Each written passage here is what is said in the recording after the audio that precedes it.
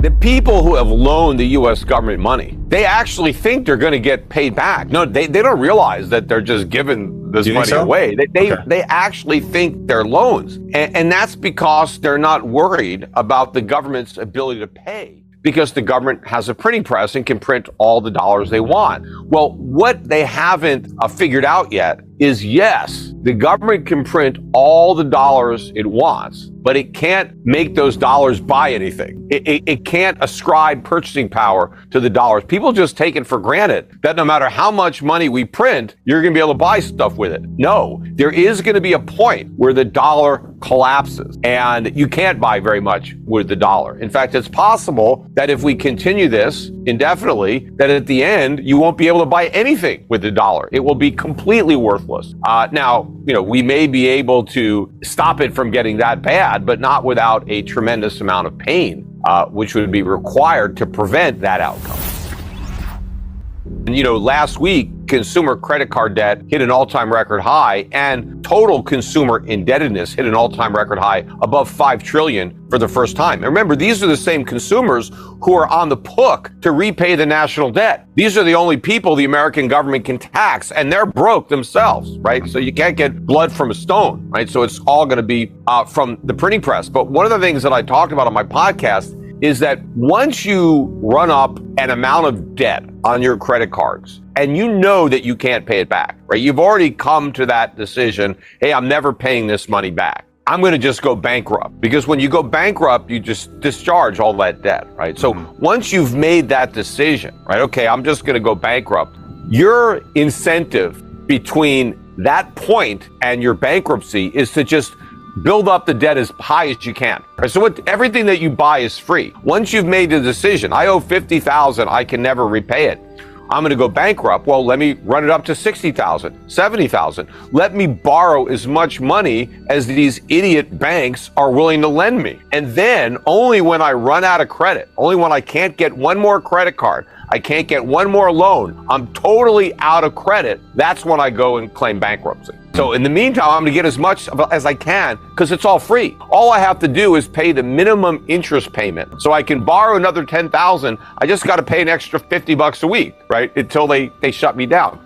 So I think that's what's happening. I think a lot of Americans are willing to spend. It's not because they're resilient, just because it's all free. They don't care anymore what anything costs. I mean, they just want to get it or they need it. And so this is just the end of it. But at some point, these banks are going to cut people off and the losses are going to be horrific. That's another thing that the lenders are going to lose. They're going to lose on a lot of this credit card debt. We have record credit card debt. At the same time, we have record credit card interest rates. It's like higher interest rates haven't stopped people from borrowing. They keep on borrowing. That's why the Fed isn't winning. One of the reasons the inflation fight is inflation is also the expansion of credit. It's not just money, but credit, because credit acts as money. You can buy stuff with credit, and credit keeps expanding. Well, all these loans are going to go bad. Auto loans are going to go bad. What about all these people who have bought now to pay later? Who's financing all those things? They're never going to pay, right? I always said it was buy now, pay never.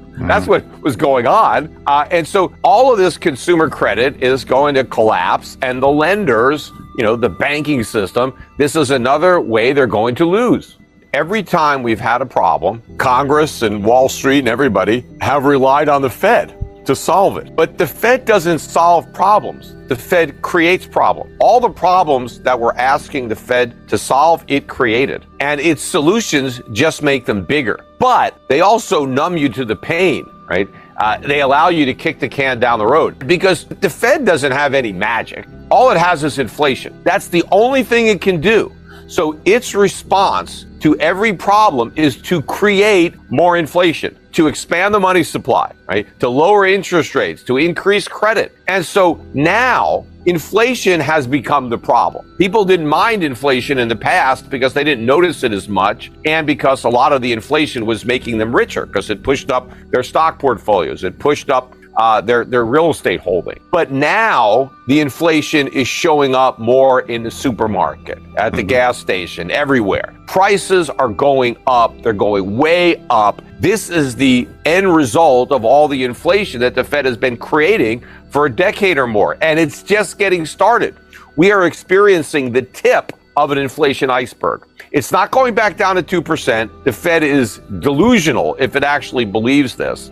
We're going to see much, much higher rates of inflation in the future than we've experienced in the recent past. And if the Fed tries to bail everybody out again, bail out the banking system from the problems we've been discussing, it's just going to throw gasoline on that inflation fire.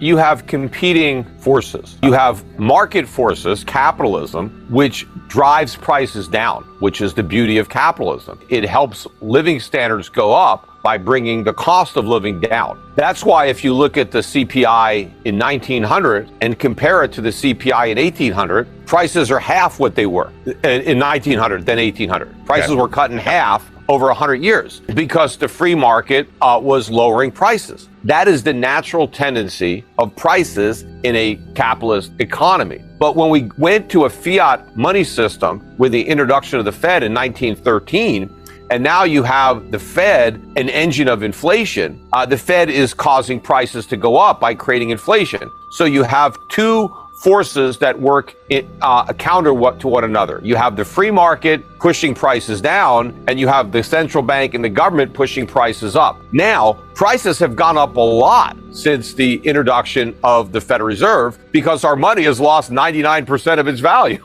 since then. But imagine how much higher prices would be if it wasn't for productivity, which has been bringing prices down. But it's just that government, through inflation, has pushed them up even faster. Now, in some areas where the productivity is more extreme, like, tech, we've seen TV prices, computer prices, cell phone prices come down, right? Despite all this inflation.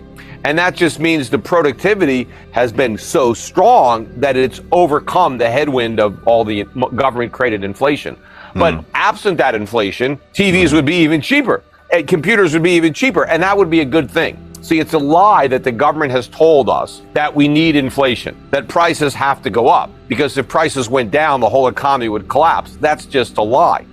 Everybody benefits from falling prices, including the businesses, because they make more money, because when prices go down, they sell more. People can afford to buy more stuff at lower prices. What businesses are concerned about is their margin, not the selling price. If the selling price goes down, but their costs go down more, that's a win. So falling prices are good.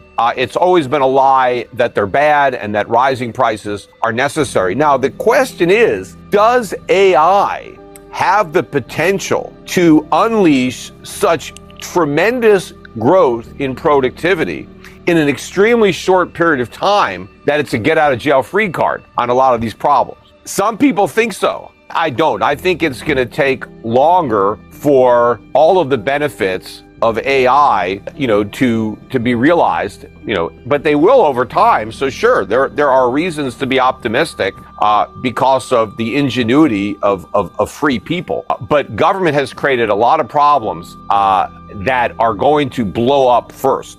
I mean, I think if it's a race, can AI save us before this thing explodes? And my guess would be no. I think we're gonna have to pay the piper. But the rebuilding, the recovery process could be made a lot easier with the assistance of AI.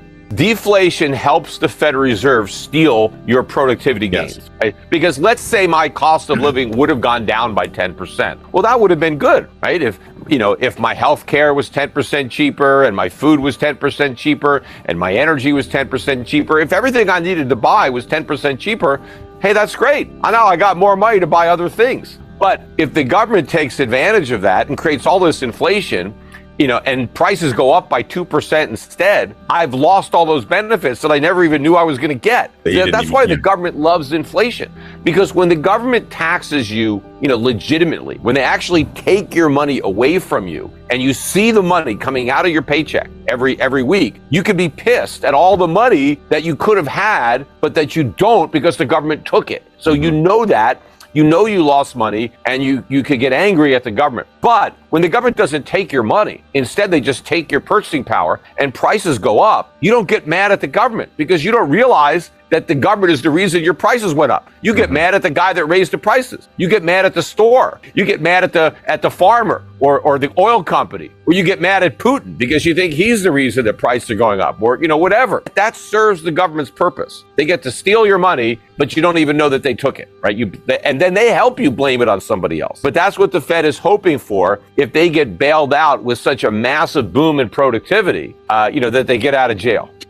Also what people have to understand is this is not happening in America in isolation. The whole world stands to benefit from increased productivity. And the question is, in that world, why does the dollar need to remain the reserve currency? See, that's a wild card because there's so many dollars that are held abroad and our economy is so screwed up as a result of relying on this huge subsidy where we can consume without producing, where we can borrow without savings and have this whole consumer-based, bubble economy built on this foundation of the dollar being the reserve currency when that status could be lost, any day. And the AI, revolution may in fact accelerate the demise of the dollar. I mean, we've already accelerated ourselves by weaponizing it and creating additional political incentives in addition to the economic incentives to de-dollarize. So that happening too, I don't see how, AI would save us from that.